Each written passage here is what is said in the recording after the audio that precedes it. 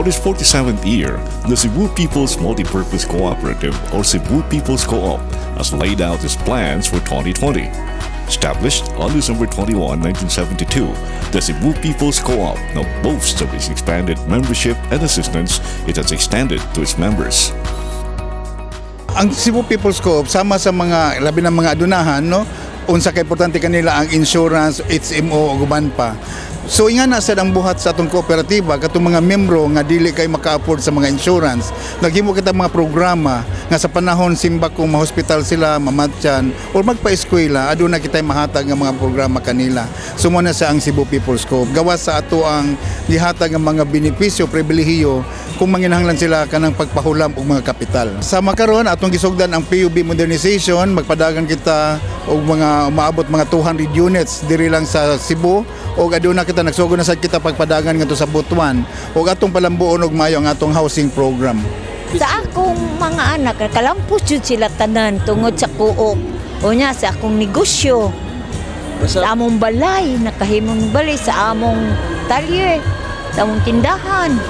Mo'y nakatabang yun ang Coop. The Cebu People's Co-op founding anniversary and Christmas party was held at the Grand Ballroom of Waterfront Hotel and Casino, Lahug, Cebu City on December 21, 2019.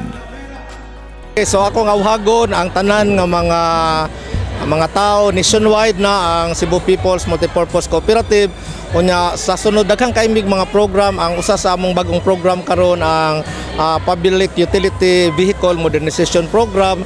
Gani naa nami tulo ka basis nga gipadagan diha sa Butuan nga ruta. Gikan sa atong pamilya sa Co-op Natco Party List, sa ato ang naglingkod karon nga congressman, si Congressman Sabiniano Bencanama.